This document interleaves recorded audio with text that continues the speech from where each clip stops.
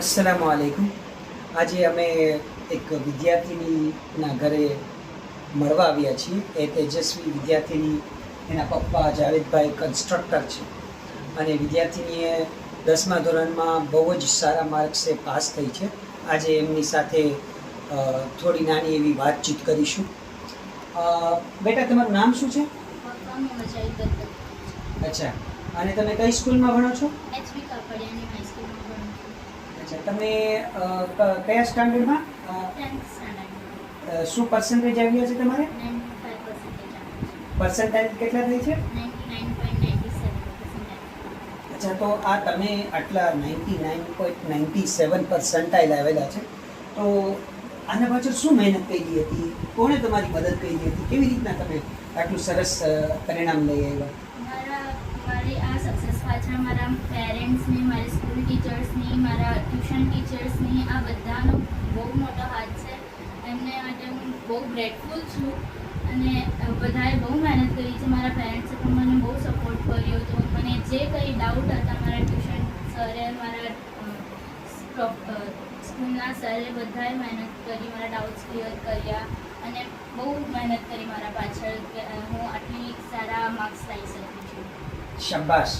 અને હવે તમારે શું આગળ કરવાનો પ્લાન છે વખત બેટા? મારો આગળનો પ્લાન છે કે સાયન્સ લઈને નીટની એક્ઝામ આપી અને ડૉક્ટર બનવાનો પ્લાન છે, તાકી આપણા દેશમાં હમણાં એમ પણ બહુ હેલ્થ ઇશ્યુઝને છે, તો એમની મદદ કરી શકો, ગરીબોની મદદ કરી શકો, એટલા માટે ડૉક્ટર બનવું છે। Very good, very good. તો વફા, તમારે કોઈ 10મા ધોરણમાં ભણતા વિદ્યાર્થીઓને કંઈ ટીપ આપવી હોય તો શું આપશો? આપણે એમ તો બધું આપણે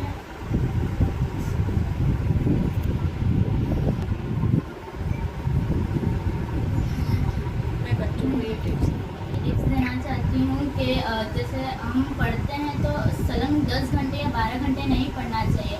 हमें दिन में एटलीस्ट 2 घंटे या 4 घंटे पढ़ना चाहिए, ताकि हम ज़्यादा टाइम से याद रख सकते हैं। अगर हम एक महीने में ही ज़्यादा मेहनत कर लेंगे तो हम भी थक जाएंगे, हमारे रिजल्ट पर भी बहुत उसका प्रभाव पड़ सकता है। तो हमें पूरे महीने सलंग पढ़ना चाहिए। ऐसा नहीं कि एक साथ सब कुछ पढ़ लें। हमें उसमें मेहनत करनी चाहिए, उसमें सेक्रीफाइसेस करने चाहिए, फ़ोन नहीं देखना चाहिए, फैमिली फंक्शंस को फ्री टाइम अटेंड नहीं करना चाहिए। हमें अपनी लाइफ पर थोड़ा ध्यान देना चाहिए, ताकि हम अच्छे मार्क्स ला सकें हमारे एग्जाम्स में। હા, તો દીકરીના વાલી પણ આપણી સાથે હાજર છે, જાવેદભાઈ, એમના પિતાજી। સો જાવેદભાઈ, તમારી દીકરી આટલા સારા પર્સન્ટાઇલથી પાસ થઈ છે, તો તમે શું ફીલ કરો છો અને તમે શું યોગદાન આપ્યું તો એને શું મદદ કરી હતી એને આટલા પર્સન્ટેજ એમાં મને બહુ ખુશી છે। એને લેવા મૂકવા, એની સિક્યોરિટીનું હું લેતો હતો, એની પઢાઈની પાછળ વધારે ધ્યાન આપ્યું છે મેં, કે આગળ વધે અને લોકોને પણ આગળ વધાવે એવી મારી ઈચ્છા છે એની પાસે।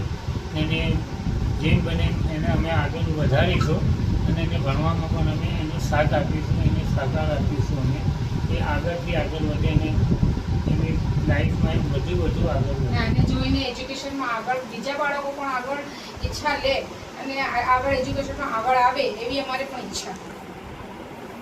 તો આ હતું દીકરી વફાનું। આપણે જોયું કે કેટલા સારા પર્સન્ટાઇલથી પાસ થઈ છે।